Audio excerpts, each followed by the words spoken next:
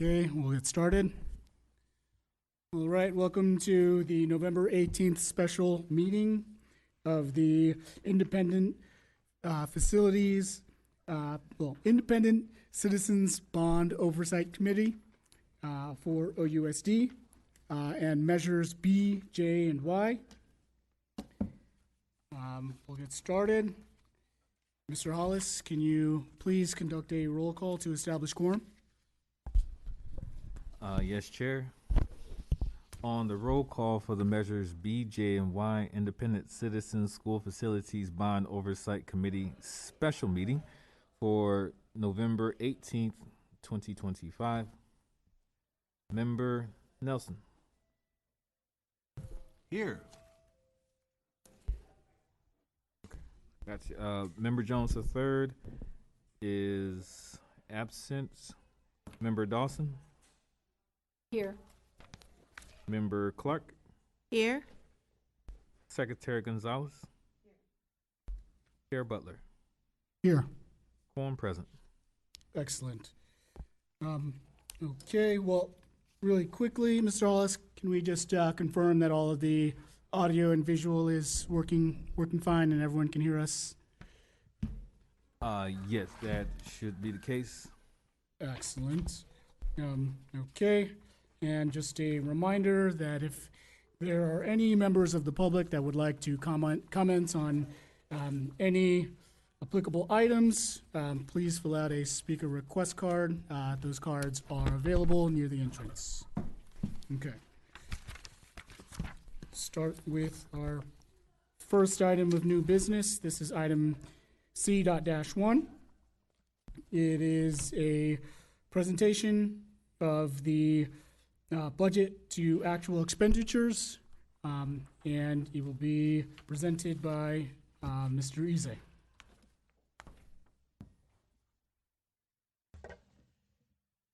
Good evening, board members. Welcome back, Andy. Thank you. So on the agenda, you had listed the June 30th and then the September 30th expenditure reports. My understanding is that the board wants the most current information, but we do have the June 30th data because I believe that's the one you use for your annual report. So I have those available, but I'm just going to go through the September 30th, if that's okay with the committee. Yes, that should be fine. Okay, good. So my name is Michael Ezer, and I oversee the accounting functions of the facilities bond program. So you have in front of you the September 30th budget to actual expenditure reports. The format is consistent with what we have been giving you over the past few years. So I'm just gonna go through the pages, and if you can work with me, and then I'll take all the questions you have at the end. So on page 1, you have measures B, J, and Y as broken down by drawer. Each drawer has a unique series attached to it and a resource number, which we assign locally. So measure B is almost depleted. Actually, on this report, the only measure B data you see is the last measure B drawdown, which was 2015. So earlier measure B funds have all been exhausted. So, and then measure J, we have a few left, 25 million left of measure J. And then measure Y, which just started 2 years ago. So far, we have drawn 2 series of measure Y. I think we are working on this third series, which is probably due by January. So the third draw of measure Y will be happening by January.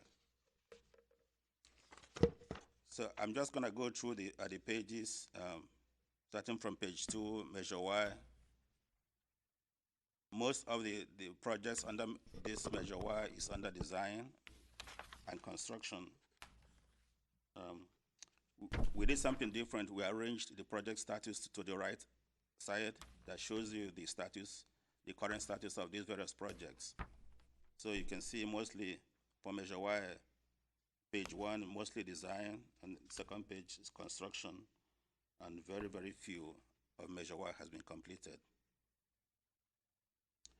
Again, we're showing you the various projects, the project location, assigned project number, and initial budgets, any changes in budgets, and then the current project budget.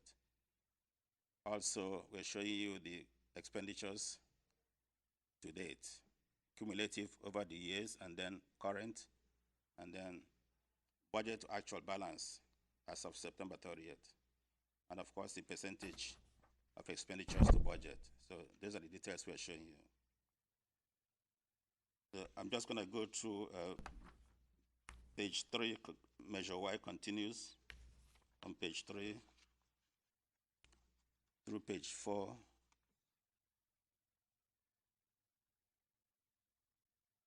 And then from page 5, we enter into Measure J. Almost 90%, over 90% of Measure J projects have been completed. Very, very few left that are few designs, and mostly construction and completed. So hopefully by this time next year, we'll be done with Measure J projects. Measure J continues to page 6 through page 11. So you can see, if you go through the pages, you can see mostly 100%, 100%, 100%, all through, with very, very few projects left for Measure J. Then from page 11, that's the only Measure B that we have left. That's the final drawdown of Measure G, which happens a few years after the initial Measure G was issued. Sorry, initial Measure B was issued. So you can see most are completed, very, very few that are still under construction. We have only 5.2 million left in that Measure B for all Measure B to be gone. Then I forgot to mention on page 10 for Measure J, we have only 25.3 million left of Measure J projects. So after Measure B, we are showing you on page 12 how much we leverage other non-capital, non-Fund 21 funds. Like we do have developer fees, which we account for in Fund 25.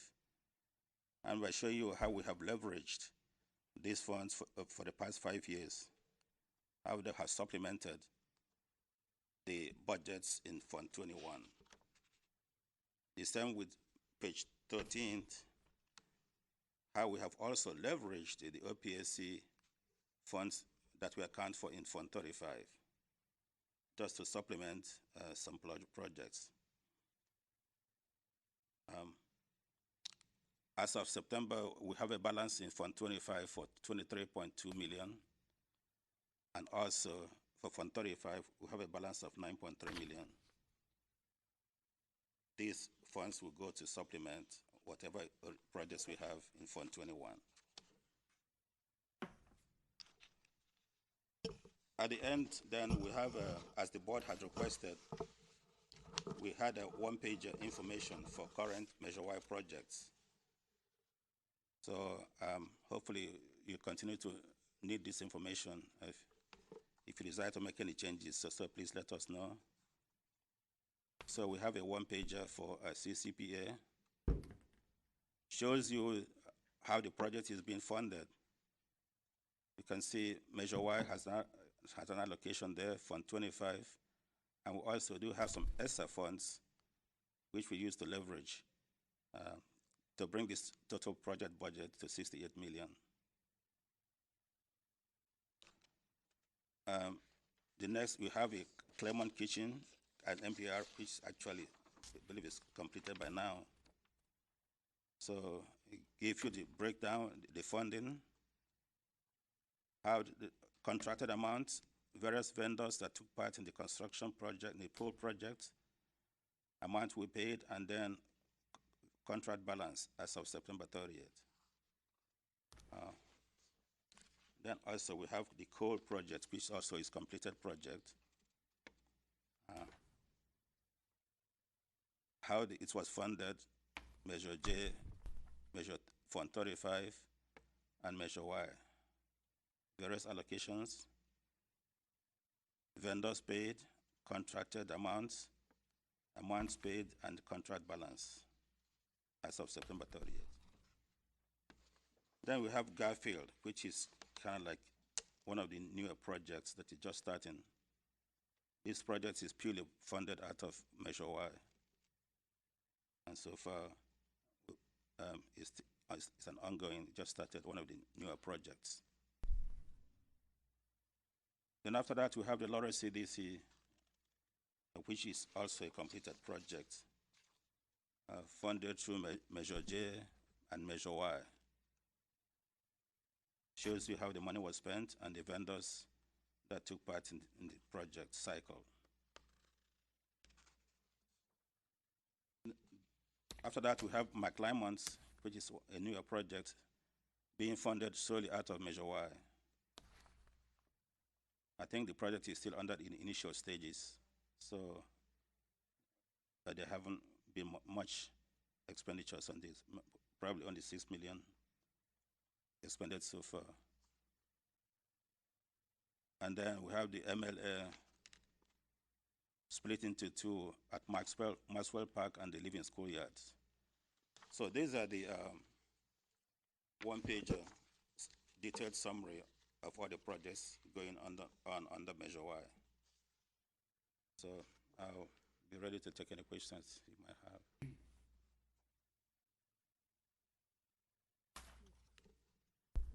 Sure, Member Dawson? Yeah, so I want to zone in on, a project that we keep coming back to, and that's coal. Oh, okay. So, and just understand coal. So what I see here is that coal was funded. I like these one-pagers, I'm just going to say. I really like the one-pagers Thank you. because we can see where all the funding comes from. So, my question on coal, I want to point it out to everyone that, we've used Measure J and Fund 35 now, and Measure Y. And the way I see it, we have no jurisdiction over Fund 35 or Fund 25, but that's additional allocations that are really so important and should really be thoughtfully distributed to wherever the greatest need is, because really we're just moving dollars here and there, like to make, decide that we're going to use 55 million from Measure Y, but we'd already, and the overall budget was 55 million. Well, we're at 61,752, plus I also see that there's 300,000 for the data center. So we're even over at that a little bit more. So we went way over, on a project that some of us thought we should never do. Anyway, the reason I'm pointing that out and then asking the question, and I want to know who makes these decisions, is we have Measure Y allocation for Garfield at 70 million, and we don't have any other commitment to Garfield right now. And we already know that Garfield will not be able to be completed with 70 million. And so who and when makes the decision of what to do with Fund 25? Because I see that there's a balance in Fund 25 still of, it looks to me like about, I have to go back to that page, 23 million. 24 million. 24, yeah. Okay, and so that's for this fiscal year. And then we'll have, the next year, the 26, 27. When does that post? Fund 25, we get the allocation from the city of Oakland. Right. And we do have a quarterly revenue. Okay. So the balance you see here is not just for this fiscal year, it's a cumulative total to date. So But not- it is. It is in the books now, as we now. 23.2 million is the balance in Fund 25 now. Okay, So you're asking about this year. The revenue so far for the first quarter has already been posted because you're looking at the data as of September 30th. so it is in It is here. in here already for this Okay. year to date. Okay, You can see the third, second line, year to date for Fund 25 is 150,000, 150,097. That's how much we have received so far okay. for Fund 25 So from the the city of revenue is Oakland. going down. Yeah, less permits on the city. Well, that's what, I mean, I'm kind of asking a question. It looks to me like it's going down. And that correct? yes, it has really been dropping for over the past 2 or 3 years. If you Right. look at the trend, yeah. Yeah, So bear in mind that the 150 you are showing is just for the first quarter. So depending on the economic climate of the city, how many permits are taken out, so it can continue to go up or continue to go down through the end of the fiscal year. so we have to really think about how much that fund is gonna be, is where I'm getting to, I mean, That and Fund 35, County Facilities Fund. We have to think about what we're gonna have and where it's gonna go, because we make these decisions to put it. We meaning who does make those decisions, because it does affect these projects. yeah, in terms of decision, I think I refer that to senior leadership. And who is that? President Thomas, who is the Chief System Services Officer. So I refer that question to him. I appreciate that, and so I'm gonna make a recommendation that we get that kind of information presented to us at the December meeting. So the question is how decisions are made to allocate funds out of Fund 25 and Fund 35 to supplement other projects. Correct. Will do. Member Nelson? Thanks, Chair. Well, first, just to add on to that request, remember, Chair, Vice Chair? No. Okay. Member. Member, sorry. Oh, sorry. I don't know if this is, we could have time for this, but I think it'd be helpful to have a little bit of an overview of Fund 25 and Fund 35 for the edification of the body and the public, what they are, how much, we have how much is in them here, but kind of just historically how they've been used and how the district sees that. Like, I'm curious now about reports that we see about, well, you always break it out for us, but I think when we think about, oh, there's X amount of money left in Measure Y, we should also think about, well, yeah, but there's also 25 and 35. And how exactly how is that being used, and what's the decision making? I just want to add to this a little bit of context, if we could. And then I had a couple other questions, if you'll indulge me. It's been a while, I'm a little rusty, but one is I noticed that you talked about the bond issuance coming up. I think you said it should hit in January. Yes, that's anticipated. And I just wanted to clarify, I noticed that actually the district had to ask the county to issue that bond. Yes. My first question is, can you just explain for us why and how that is going to, will that have any impact on, on us being able to use those funds? Why is that process taking place through the county at this point? Why is the process taking place? As opposed to us being able to issue our own bonds. Okay. I'm not sure I understand the question. So why are we going for the third draw at this time, or is that? No, The maybe I process. have it wrong. Okay. But my understanding is that in years past, and it's been quite a while now, but that the district itself could issue bonds, right, out of the Measure Y funds without asking the Board of Supervisors at the county to approve that bond issuance. Yes. Is that right? That has not changed. Okay. It's not changed? Because I saw it was on the agenda of the Board of Supervisors the other day that the school board or the superintendent had requested this bond issuance. And I thought, when I read it, was a result of our fiscal situation. No, that has nothing to do with fiscal health of the. Okay, well, that's good. I'm glad. All financial activities that the district does usually goes through the county. The county Office of Ed. Yes, Office of Ed.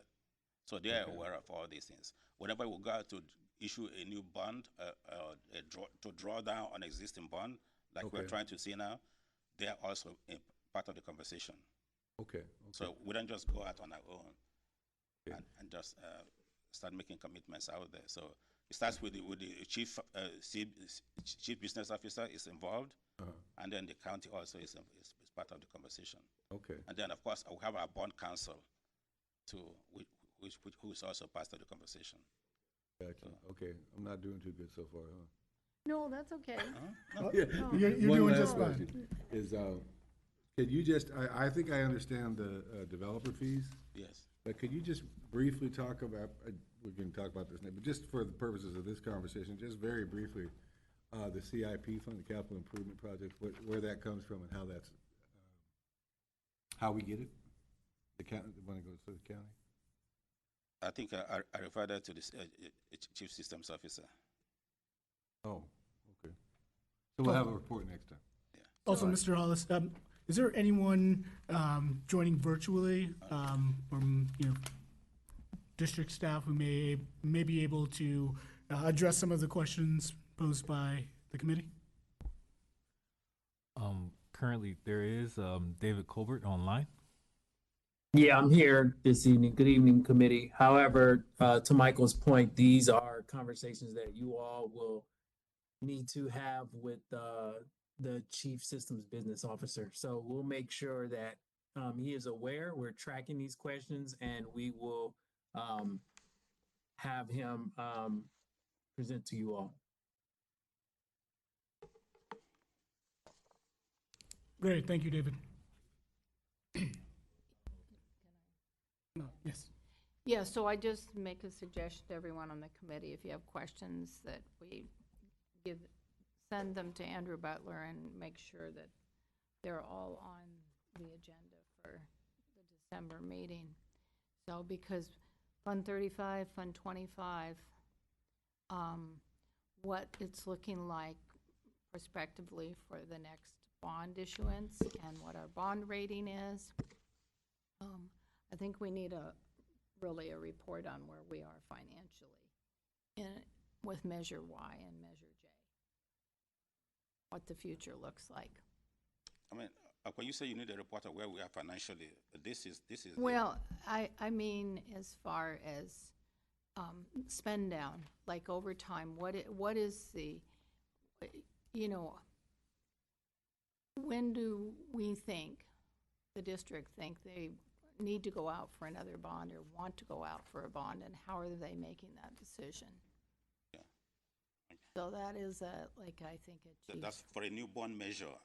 or new bond measure, but Okay. it's related to this spend down here. Okay. You know, and I'm not trying to put this on you, but No, I don't that's think fine. you can tell me how fast they're gonna spend down on these projects. Okay. But, Yeah. but facilities should be able to tell us kind of what the burn rate is and how they're gonna spend down based on where the major projects are. They should be able to forecast that. Okay. In terms of an earlier question as to the allocation of funds 25 and 35, I think I'm going to refer you back to the spending plan. We do have a spending plan that was presented and approved by the board, which shows how much we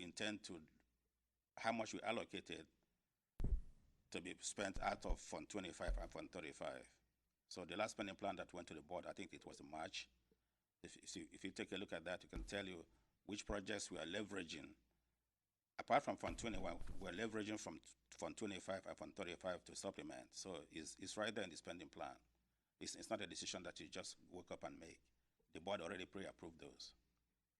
So as those projects come online, then we do tap into these various other funding sources as approved by the board.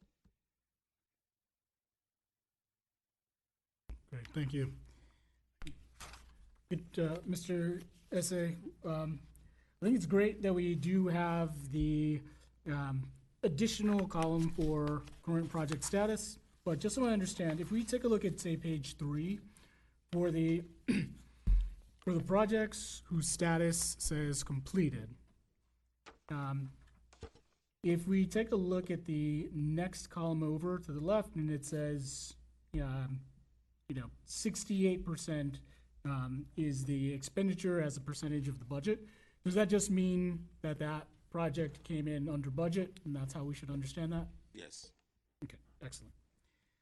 And then also on the idea of a completed project. So if we take a look at, say, Laurel CDC, and again, these individual sort of project sheets at the end, I think these are really helpful snapshots. But I guess my question is, why would we still be having or getting reports on, a project that is, to my understanding, completed? We made a site visit there. Seems like this is the second full school year that Yes. students have been on site there. Yeah. You probably will see this again next time. So it's just because of a cumulative thing, nothing was presented in June. So we're kind of like catching you up. So hopefully our next presentation will be in January 4th, the quarter ending December 30th. So you probably will not see the one pager for like Laurel or Cole. So these are completed projects. Just want to hear, this is where we are. We're going to phase this out. So this will get smaller and smaller until as the project gets completed. And also as the new projects do come online, unless the board chooses not to, we'll start giving you one pager for those new projects as they come online. So, Understood. yeah. And sort of similarly with Claremont, at the Claremont Middle School. MPR, Lawrence CDC, Cole, those will be going away. So when we made our site visit there, it was, the building was done, and I think we had questions as to, is all the accounting done? And I think there was some sort of reconciliation still that needed to take place. Is there a timeline on that where it's like, hey, if it doesn't get done, or we try to get everything in by, the year after the project itself is complete?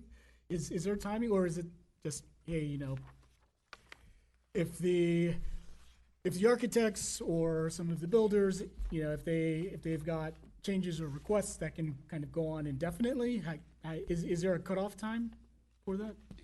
There should be a cutoff time. I think so far it's not well established. When a project is complete, you got to allow some time for invoices to trickle in. Last minute. For example, there's some projects that are completed, but they're not fully completed, like LEC. LEC has been completed a long time ago, but we still have some money for soil testing, which we don't know when it's going to end. 5 years, 10 years. So I know it's not showing here. Again, another project that has involved soil testing. I can just remember there's two other projects that involve soil testing. And so on paper it's completed, but you probably see some few dollars hanging out there. It shows 100% complete, but why are you still leaving this money here? Those are for continued soil testing. I think we have 2 or 3 projects like that for now.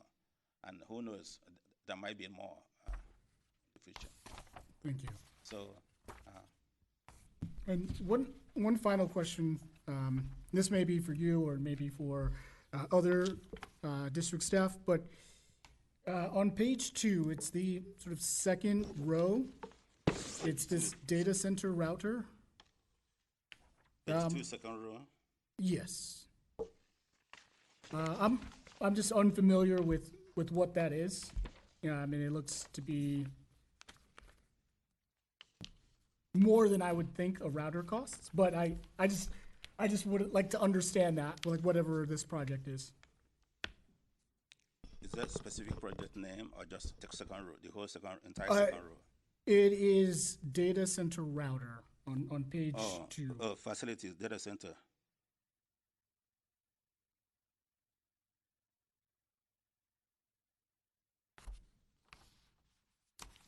I don't want to give you incorrect information, so I need to pull some pull that up and see what is this for specific.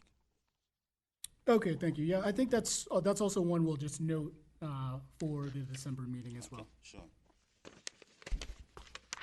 Are there any additional questions or comments? Member Clark? Okay, just so I understand, I'm looking at this page, this single page for McClymonds, Okay. and this amount committed, 15 million, over 15 million. And then looking here on page 2 for Measure Y, it says McClymonds, this is district-wide facilities and tech, McClymonds High School turf replacement. And I'm looking all the way across to budget to actual balance is over 2 million. So I want to understand, is this, what is this, 9 million, this contract balance? What does that not over 9 million have to do with this turf replacement over 2 million budget to actual? Does that come from that? No, let me see. The top replacement on what page? That's on page 2 of Measure Y. Page 2 of Measure Y. District-wide facilities and tech, McClymonds High School turf replacement. Okay.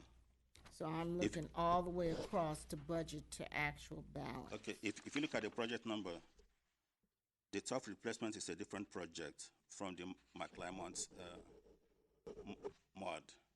So that's a different project. Okay. The 2 million here has nothing to do with the 9 million. That's a whole entire different thing. Okay, what is the 9 million exactly for? 9 million is the, I can see your 9 million actually. That's, The balance. Okay. If you, McClymonds is purely funded out of Measure Y, 92.7 million. Of that 92.7 million, amount committed in contract is 15.4. And contract amount shows you all the vendors and the various contract amounts. Okay. Which total 15.4 at the bottom. Of this 15.4, we have paid so far 6 million, right? And the balance is 9.4 million. The balance of the contracted amounts, all the contracts, the 15 million contracts, we've paid 6, we have 9 left. okay. There are some amounts left that is not yet under contract. That's 77.2 million, not yet contracted, but it's part of the total project budget. Okay. So as we enter into contracts, more contracts with more or future vendors, then you're gonna see those vendors listed here and then see this 77 million going down. So this project is completely different from the top feed replacement, different project numbers. Okay.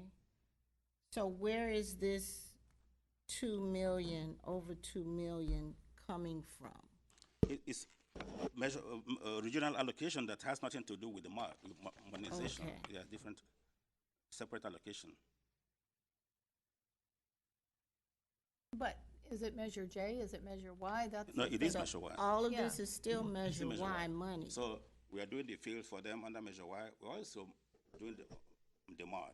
So another way to look at it is you add this to the 92.75, and so they're really, it's now 95 million. Oh, right, And right. something is being So spent. you have two different projects going on there at the same time. Sorry, but, The yeah. major project is 92.7 million modernization, and then the field is going on. So just like what Andrew was asking about the timeline, is there a timeline for, just for the, let's just say for the turf replacement? That's for the construction director. So really quickly, just to chime in, Thanks for the question. So Michael was explaining it correct. It's two separate projects. The decision was made. There was some funds for different fields. I think you're familiar with Oakland Tech. Oakland High is being done right now. Cesar Chavez and McClymonds Field. And so the $3 million that you see is the monies that are allocated for the field. In terms of the timing, I don't quite have the answer. I know that it is part of the phasing with the project, but that's why you see it listed in the way that you do, not being carried with the major mod. It's part of the field packages, which is why you see, let me go back up to that page. I think right below, you see the other, you see Oakland High right underneath the McClymonds. So that's why.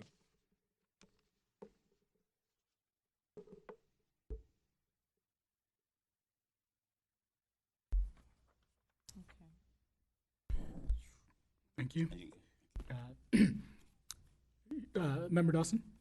Yeah, on page 6, refresh my memory on what the Dewey Marcus Foster number is. Page 6. Yeah, current budget, current expenditures is 7,228,118 on the Dewey Marcus Foster. What's in that project number right there? It's 100% complete.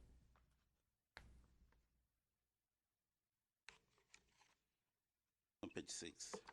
Yeah. It's in Measure J. That's something that's been completed long time ago, so we can go back. The question is, what is 7 million is for? Right, but I just wanted my memory refreshed on it, so if David Colbert remembers, maybe you can speak to it, David. Going back to 2 or 3 years ago, actually. So yeah, no, I can't remember explicitly what those funds were spent on. Just looking at this, chances are kind of how Michael has it laid out with the different monies that were used to complete the project. I don't know what scope specifically that dollar amount was spent on. Okay. I mean, we can prepare a report on that. So to give you the details, because these were expended like 2 or 3 years ago. You can look at 25, 26. There's nothing current going on there. I don't think anything happened there even in 24, 25. So. And then my last question is, I'm looking to see, but I didn't really look closely yet. Is there any expenditures in this report on the 1025 properties? No. There's nothing in here. So that's all being spent out of the general fund right now. Yeah. Anything that's happening over there? We don't have anything here on 1025, but I know that there's probably something there in the spending plan. No. So, but I don't have anything. Yeah, I will ask that be on our next, on our December meeting, because there is an item on the Facilities Committee meeting on Thursday evening it's a resolution being put forward by Director Patrice Berry and President Jennifer Brohard, Board President, to approve demolition of 1025. And one of the rationales is that there's an expenditure, as I recall, it's $35,000 a month coming out of general fund for security to maintain that property. So I'd like to hear more about where we are on 1025 and what the next steps are, since it will be presented on this Thursday to the Board Facilities Committee. In December, I'd like that. Just one more question. This for Measure J, and for Measure B, from McClymonds, what is intensive support? Intensive support. Uh-huh. Andrea, can you help us? What is that?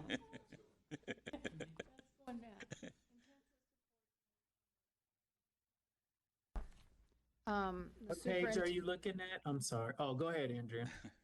Intensive support, there was additional money spent on programs that were put forward by Antoine Wilson when he was superintendent, that came out of the bond funds. Programs at the school. Actually, there was an allocation made to some high schools, I believe 4 or 5 high schools that were singled out for additional support. Yes. So Let me be explicit. There were multiple schools, not just high schools, yeah, that got multiple schools. specific dollars allocated to them, Yes. of which McClymonds was one, which was one of the reasons they were able to get a lot of the work that they did get done. But this was a superintendent initiative that was mandated to the bond funds. Yeah.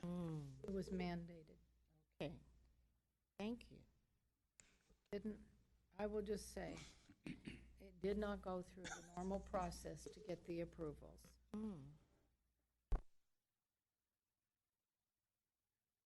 Okay, thank you. Do we have any other questions or comments from the committee? Okay, seeing none. Thank you very much, Mr. Ezer. Yeah, thank you. So for the June 30th report, I'm just going to hand it out to you guys just for keepsake, and then when you go to do your annual report, you can include that because I have copies for you. Excellent. Okay. Thank you. And Chair Butler, there are no public commenters to speak on this item. Great. Thank you, Mr. Hollis. Okay, so we'll move then to our next item on the agenda. That is item C.-2, and is a report on the recent site visits that this committee has made. First in October over to Fremont High School, and then also earlier this month to Oakland Tech High School. Okay, does anybody want to speak to either of those schools or either of the site visits that we made? I can start. So in October, we went over to Fremont High School, and it was great to see sort of the different phases, the completed phase of the modernization projects there, and to see the type of work and the types of newer upgraded facilities that the modernizations produce. And so it was, I think that Fremont's the high school in the district that was modernized most recently, and it was great to see those facilities, not just for what they are, but also to get a good sense for myself of the future modernizations as well. And it was great to have a lot of the project managers on site there to kind of talk through the different stages and phases and the different types of builds or approaches they used for different buildings, whether that was using either modular construction for certain buildings or different alternatives for other buildings, and then to also see some of the sort of original or older buildings that haven't yet been modernized, and then to see the work that is still yet to be done on different parts of that campus. But yeah, that was Fremont. Does anybody else have anything to add for Fremont?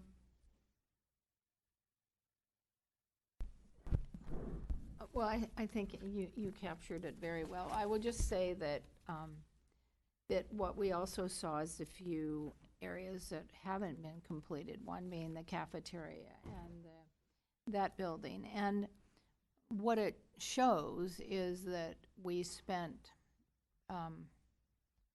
over $100 million on that site, and we still didn't do everything. And we have gone back and done what I guess is considered to be, is going to be the last project for a while at that site, to leave them whole.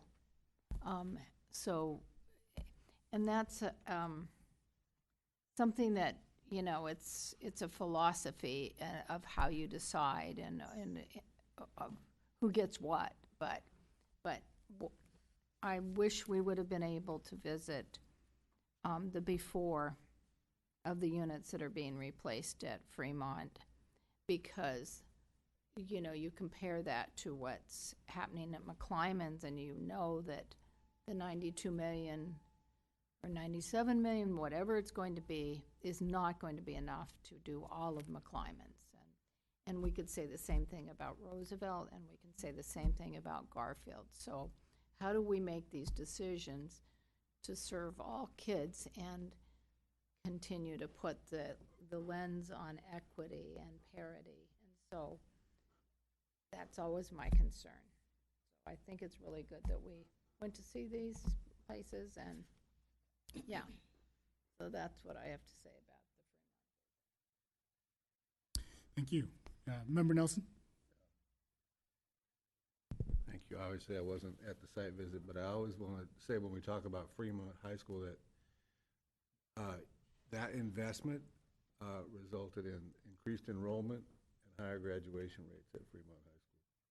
And so it's an indication of, you know, yes, it costs money, and yes, it helps to get better academic outcomes for the kids that we care about. And that argues for why we should do the same for Clymonds and Roosevelt and these other sites as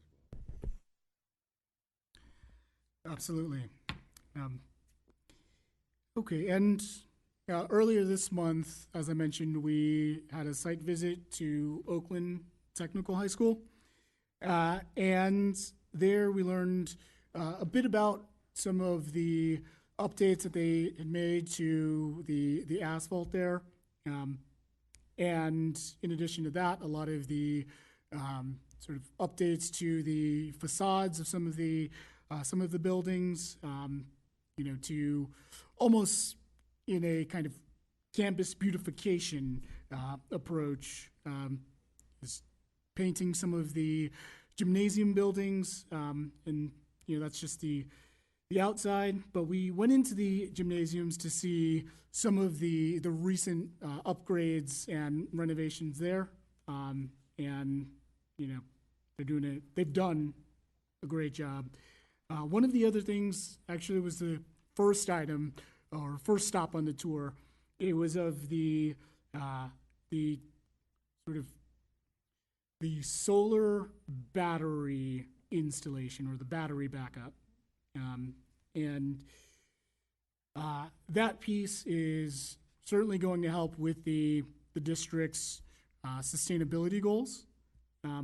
But there were also details that were provided to us that helped to kind of highlight how the project managers took advantage of some of the rebates that were available at the time, and dramatically reduced the costs of these projects, or at least that piece of the project.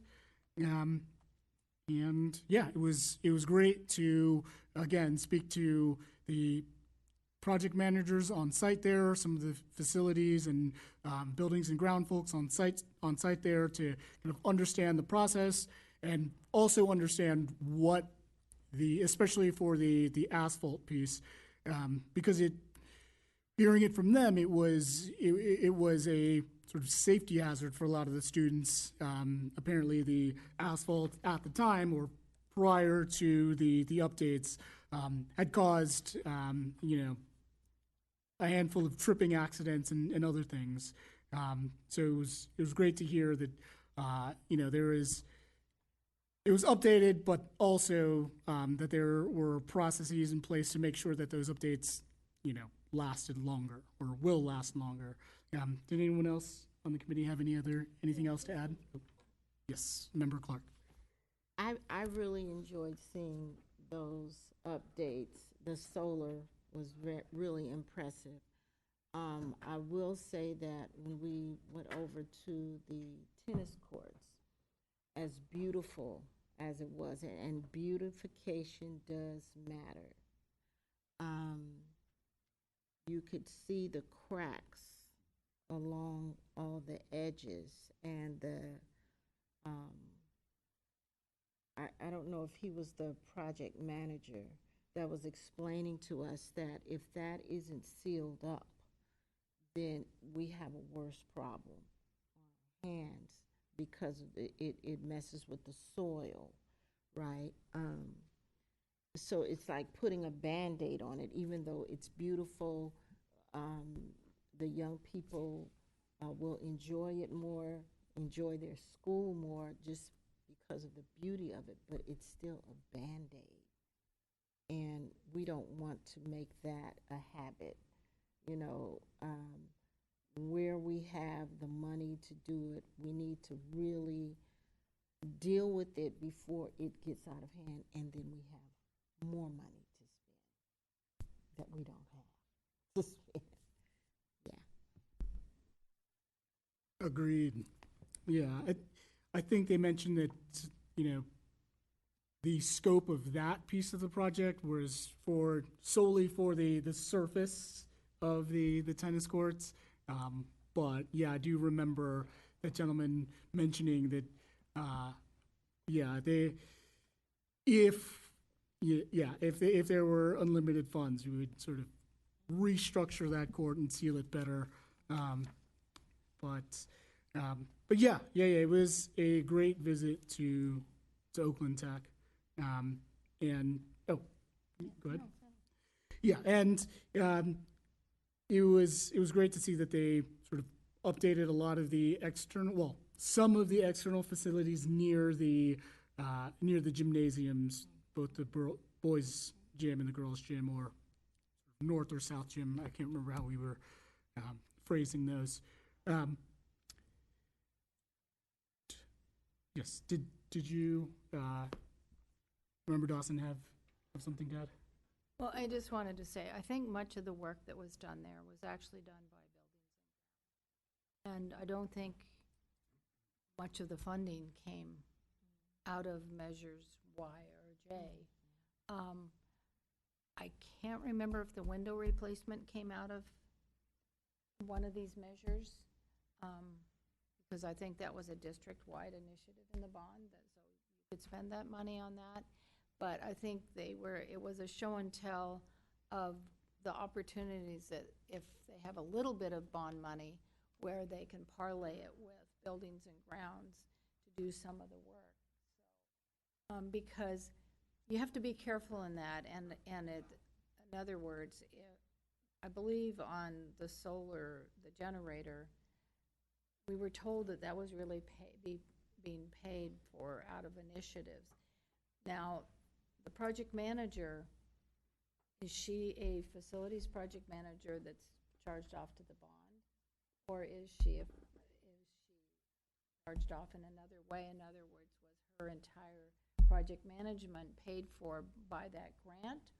Or, because you can commingle, and I'm not saying it's right or wrong, I'm just saying you have to be careful, because you can make a habit of starting to, some districts that get themselves into trouble start paying buildings and grounds people out of the bond, and you can't do that.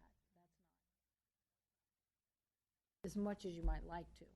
So I thought it was an interesting visit, and it certainly was worthwhile to see all the improvements they've made. Not spending a whole lot of money, but they just really changed the street, the curb appeal, and the play appeal for kids. So they're all happier.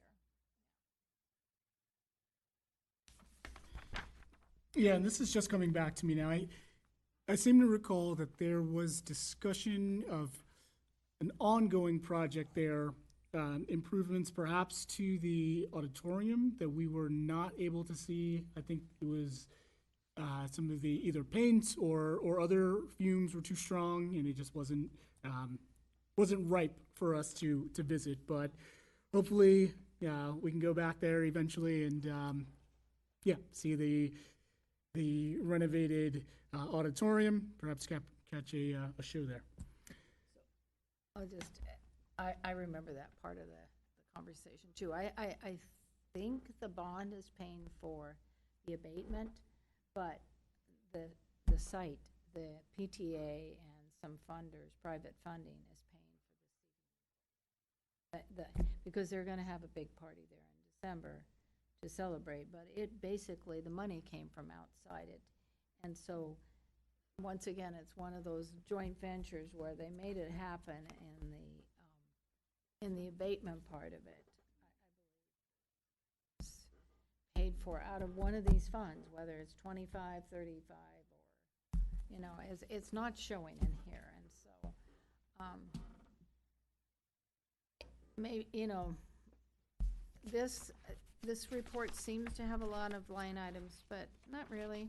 I mean, it could have more. There's more projects that are buried in some of these line items. There's 10 projects in a line item, and so we don't exactly know. We don't have the details. Yeah.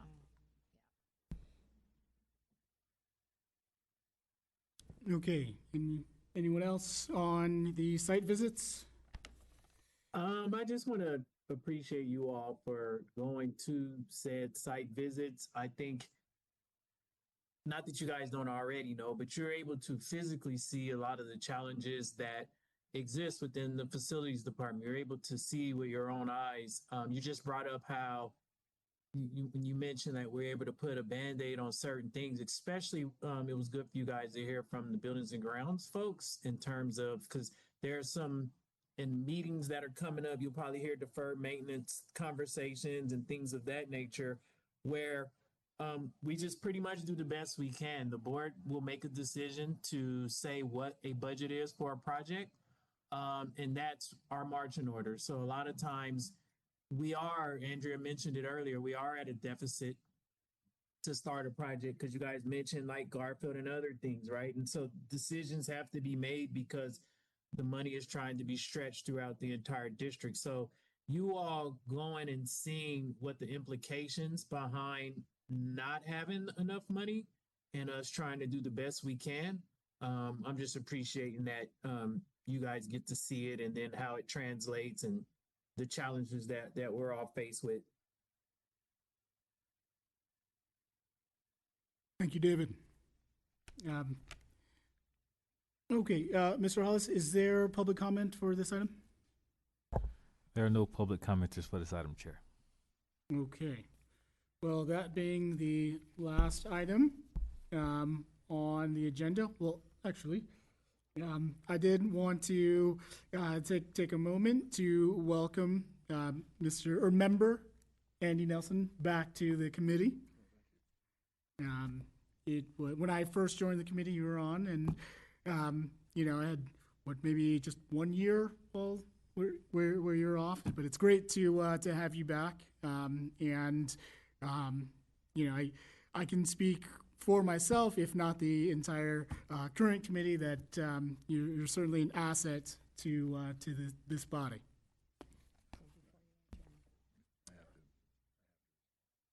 Okay. Thank you, Chair Butler, and it's a pleasure to be back, and I'm glad we finally got that done, and I'm really looking forward to working with you all and with staff. However long this appointment lasts, keep doing what we can to align our facilities program with the educational equity goals that we have. Great to be here with you. Thank you so much. You're welcome. Member Dawson, did you have something? Yeah, before you adjourn, I just want to make sure that at our next meeting that we get on the agenda, and that is election of officers.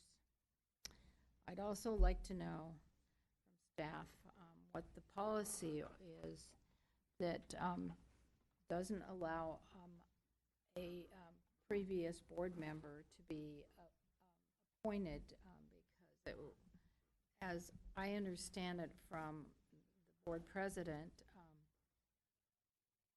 that they're not eligible yet, and there is a policy. I looked everywhere in board policy and resolutions. I can't find anywhere where it says that a board member has to be off a year or 6 months or whatever this time frame is before they can be appointed. I will just say it's Sam Davis. We all got copied on an email about it, and so I want to understand that, what the stumbling block on that is, because we need members, and he would be a very good addition to this body. So there's that. And then I want to make sure that we get somebody here to go in greater detail of the Fund 25 and 35 and bond sale and what the time frame is for the remainder of the bond, and the plan being spent down in a year and a half, 2 years, 3 years. What is that going to be? Because we need, the need is great.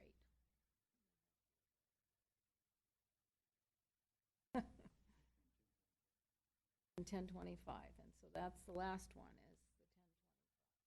Brought up earlier, but I want to make sure that gets on our agenda.